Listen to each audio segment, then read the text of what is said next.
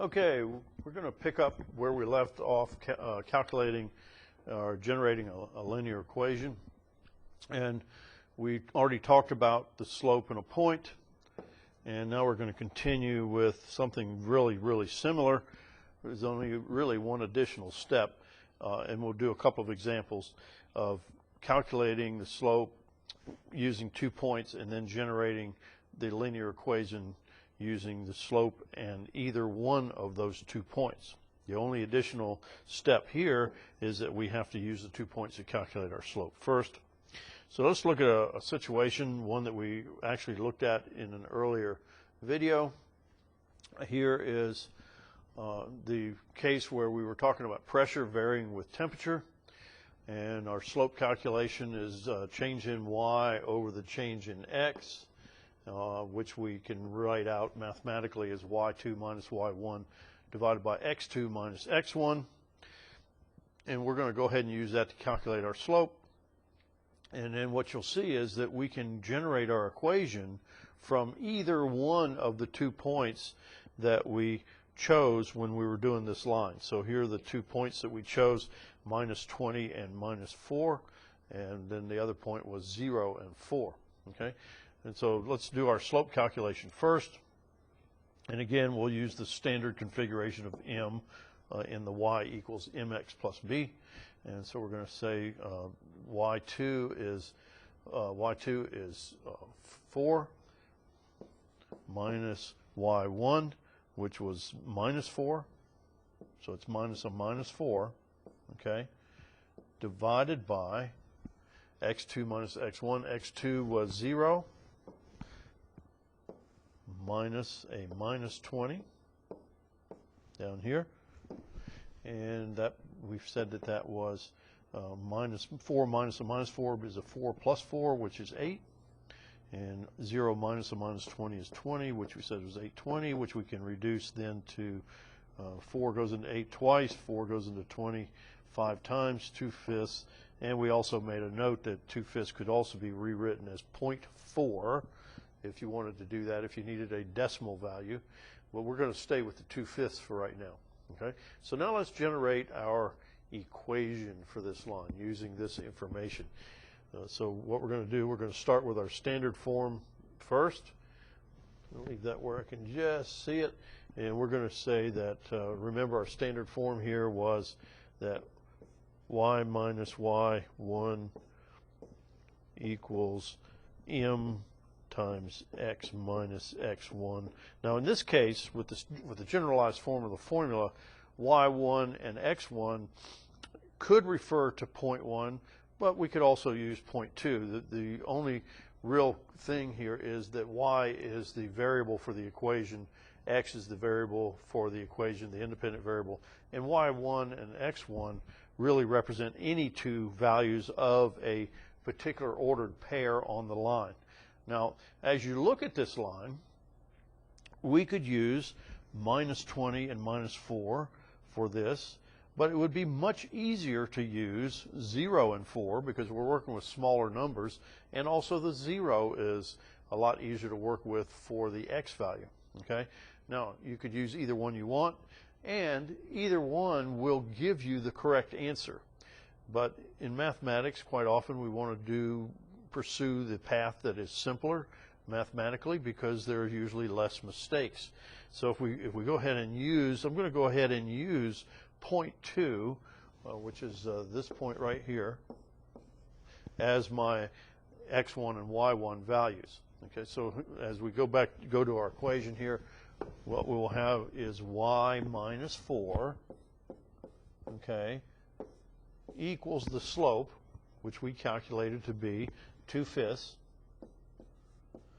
times x minus 0. And see how much simpler that point is to use because the x minus 0 makes it really simple for us. And so we take this one more step, and what we'll have is y minus 4 equals 2/5 x. Okay? And then finally one more step. Let me just scroll down just a little bit. Well, actually, I can go next door here. And so when we take the 4 over to the other side, what we end up with is y.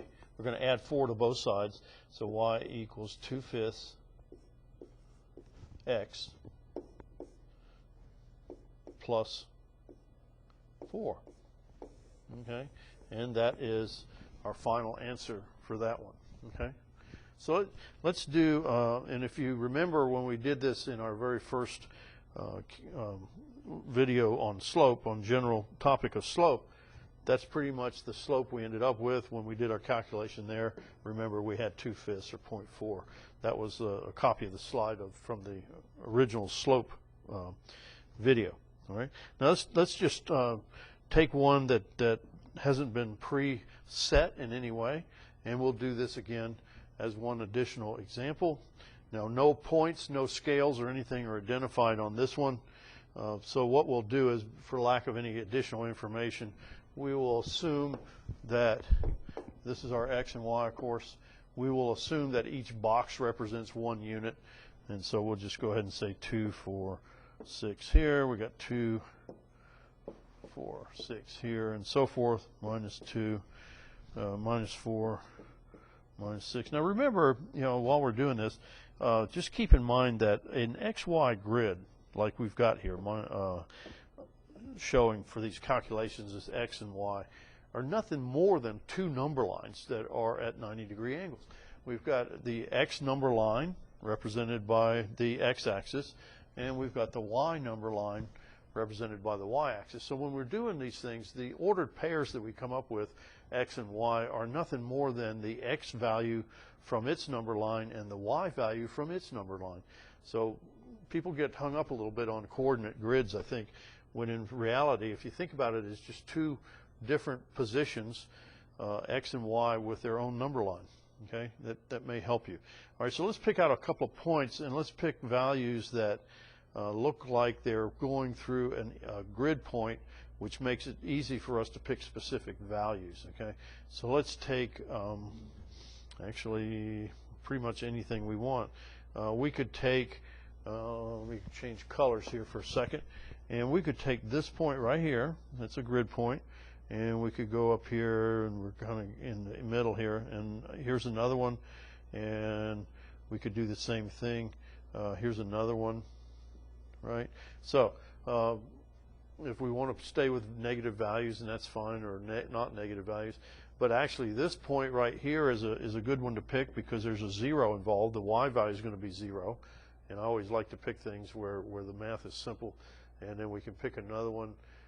We could pick, let's say we pick this one right here, okay, and you'll use those 2 points, okay. So this will be point 1, this will be point 2, and let's see if we can figure out what the x and y values for those are. It looks like our x value is going to be -8, okay, -8, and the y value is 0. Okay, it's 0 because it's right on the x-axis and it's not going either up or down on the y numbers. In other words, we're not going up or down, so we're right at 0 on y. And then we'll go over to this point, and it appears that the x value is 4 and the y value is 7. Okay, so that's the 2 points. That's P1, P2. So now let's calculate our slope. And so we're going to say m equals delta y over delta x, and that's going to be equal. Okay, so y2 minus y1 and x2 minus x1, and let's see what that's going to do. Okay, we're going to have a positive slope. Remember, we're going uphill from left to right, and so we're going to have 7 for our y2 value minus 0, okay, on y1, and then x2 is 4, and x1 is a -8, so it's 4 minus a -8, okay, and that's going to be what? So that's going to equal a slope value of 7 over 4 minus a -8, that's 12, right? Wow, okay, that's an interesting slope value. All right, so we got 7 and yep, 7 and 0. Okay. I'm going to pause for 1 second. I'll be right back. Okay, we're back. Sorry for the pause there. What I've done is I've erased the points that we're not using, just so there's no confusion about the 2 points. And so let's go ahead then. We've got our slope value of m equals 7 over 12. Not a real easy slope to work with, but that's not bad. So now we're going to pick a point value to use for our equation, and it would appear to me that it might be a little easier to use 0.1, since there's a 0 that helps our math. And so then we're going to take our general equation here and say that y minus y1 equals 7/12 times x minus x1. And we said that we're going to use this point right here, P1, right? And so that's going to be y minus 0, that's nice, equals 7/12 times x minus x1, which was minus 8, okay? And so now we continue our process. We go down here below the line. And so we have y equals 7 over 12x minus 56 over 12, okay, which is going to reduce to 7/12 x, y equals 7/12 x. And let's see what we got. We'll get that would be 13 over 3. 4 goes into 12 3 times. 4 goes into 56 13 times. And so that should be it. Now, it would not be bad for an equation like this to change the 7/12 and the 13 over 3 to decimal values if you were finished, and you might want to get a little bit better feel of what those numbers mean. But 13 over 3 would be 4 1/3, okay? And 4 1/3, if we think again about our y-intercept, if we put 0 in for x, okay? So if we put 0 in for x here, all right, down here on the lower right, put 0 in for x, what would we have? We'd have y equals 13, oh, I'm sorry, that should have been a plus. You go back, pause. Yeah, that screwed that up good.